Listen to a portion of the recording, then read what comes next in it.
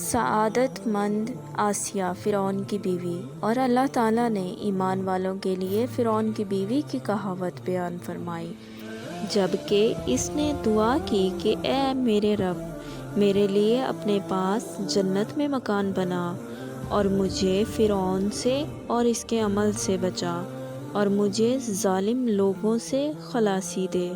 روئے زمین کے تمام تر لوگوں میں سب سے زیادہ سرکش فرعون تھا، اور اس کے کفر نے بھی اس کی بیوی کو کچھ نقصان نہ پہنچایا، اس لیے کہ وہ اپنے زبردست ایمان پر پوری طرح قائم تھیں اور رہیں۔ جان لو کہ اللہ تعالیٰ عدل اور حاکم ہے، اور وہ ایک گناہ پر دوسرے کو نہیں پکڑتا۔ حضرت سلیمان رحمۃ اللہ علیہ فرماتے ہیں، فرعون اس نیک بخت بیوی کو طرح طرح سے ستاتا تھا اور سخت دھوپ میں کھڑا کر دیتا تھا، لیکن پروردگار اپنے فرشتوں کے پروں کا سایہ ان پر کر دیتا تھا اور انہیں گرمی کی تکلیف سے بچا لیتا تھا، بلکہ اس کے جنتی مکان بھی ان کو دکھا دیتا، جس سے ان کی روح کی تازگی اور ایمان کی زیادتی ہو جاتی۔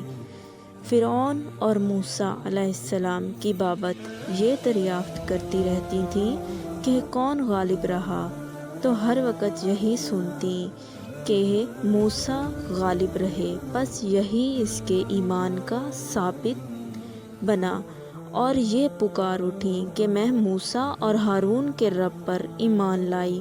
فرعون کو جب یہ معلوم ہوا تو اس نے کہا، جو بڑی سے بڑی پتھر کی چٹان تمہیں ملے اسے اٹھا لاؤ اور اسے چٹ لٹا دو، اور اس سے کہو کہ اپنے عقیدے سے باز آ جائے، نہیں تو میری بیوی ہے، عزت و حرمت کے ساتھ واپس لاؤ، اگر نہ مانے تو وہ چٹان پر اس کا کیما کر ڈالو۔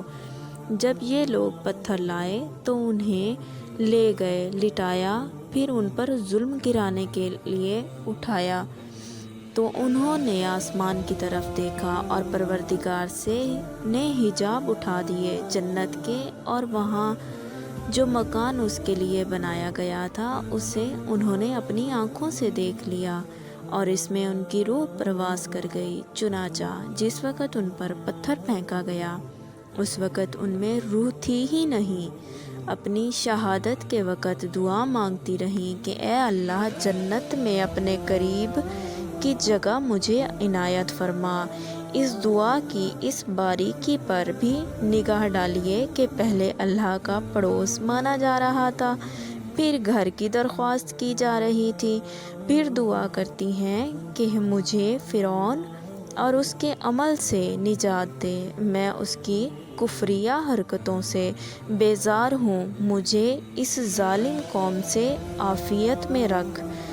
ان بیوی کا نام یہ بنت مرام رضی اللہ تعالی عنہا تھا۔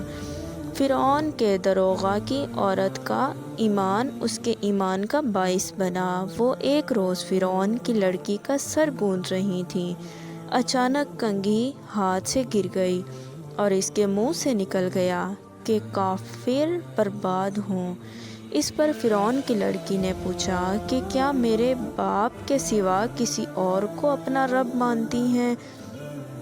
اس نے کہا، میرا اور تیرے باپ کا رب اللہ ہے۔ اس نے غصے میں آ کر انہیں خوب مارا پیٹا اور اپنے باپ کو اس کی خبر دی۔ فرعون نے انہیں بلایا اور پوچھا، تم میرے علاوہ کسی اور کی عبادت کرتی ہو؟ جواب دیا، ہاں، میرا اور تیرا اور ساری مخلوق کا رب اللہ ہے، اور میں اس کی عبادت کرتی ہوں۔ فرعون نے انہیں چٹ لٹا کر ہاتھوں اور پیروں میں میخیں گڑوا دیں اور سانپ چھوڑ دیے جو انہیں کاٹتے رہے۔ پھر ایک دن آیا اور فرعون نے کہا، بات مان لے اور اس دین سے باز آ جا۔ انہوں نے جواب دیا کہ جو کچھ تو کر سکتا ہے کر ڈال۔ اس ظالم نے ان کے لڑکے کو منگوایا اور ان کے سامنے اسے مارا اور اس نے کہا اے ماں خوش ہو جا، تیرے لیے اللہ تعالیٰ نے بڑے بڑے محل تیار کر رکھے ہیں اور فلاں فلاں نعمتیں تجھے ملیں گی۔ انہوں نے اس روح فرسا واقعے کو دیکھا لیکن صبر کیا اور راضی برضا ہو کر بیٹھی رہیں۔ فرعون نے انہیں پھر اسی طرح سونپ چھوڑ دیے۔ پھر ایک دن آیا اور اپنی بات دہرائی۔ بیوی صاحبہ نے پھر نہایت صبر اور استقلال سے وہی کہا۔ اس نے پھر وہی دھمکی دی اور ان کے دوسرے بچے کو بھی ان کے سامنے ہی قتل کروا دیا۔ اس کی روح نے بھی اسی طرح اپنی والدہ کو خوشخبری دی اور صبر کی تلقین کی۔ فرعون کی بیوی نے پہلے بچے کی خوشخبری سنی اور اب چھوٹے بچے کی بھی خوشخبری سنی اور ایمان لے آئیں۔ ادھر روح اللہ نے روح قبض کر لی اور ان کی منزل و مرتبہ جو اللہ تعالیٰ کے ہاں تھا وہ حجاب ہٹا کر فرعون کی بیوی کو دکھایا گیا۔ یہ اپنے ایمان اور یقین میں بہت بڑھ گئیں، یہاں تک کہ فرعون کو بھی ان کے ایمان کی خبر ہو گئی۔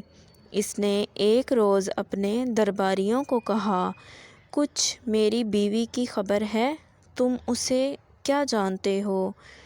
سب نے بڑی تعریف کی اور ان کی بھلائیاں بیان کیں۔ فرعون نے کہا، میرے سوا دوسرے کو رب مانتی ہے۔ پھر مشورہ ہوا کہ انہیں قتل کر دیا جائے۔ چنانچہ میخیں گاڑی گئیں، نڈ کر ڈال دیا گیا۔ اس وقت حضرت آسیہ رضی اللہ تعالیٰ عنہا نے اپنے رب سے دعا کی کہ اے پروردگار میرے لیے اپنے پاس جنت میں مکان بنا۔ اللہ تعالیٰ نے ان کی دعا قبول فرمائی اور حجاب ہٹا کر انہیں ان کا جنتی مقام دکھایا، جس پر یہ ہنسنے لگیں۔ ٹھیک اسی وقت فرعون آ گیا اور انہیں ہنستا ہوا دیکھ کر کہنے لگا، لوگو تمہیں تعجب نہیں ہوتا کہ اتنی سخت سزا میں یہ مبتلا ہے اور پھر نہیں رہی؟ یقیناً اس کا دماغ ٹھکانے نہیں ہے، الغرض انہیں عذابوں میں ہی یہ شہید ہوئیں۔ امید کرتی ہوں آپ کو ویڈیو پسند آئی ہوگی۔ چینل کو سبسکرائب کیجیے گا اور اپنی دعاؤں میں یاد رکھیے گا۔ اللہ حافظ۔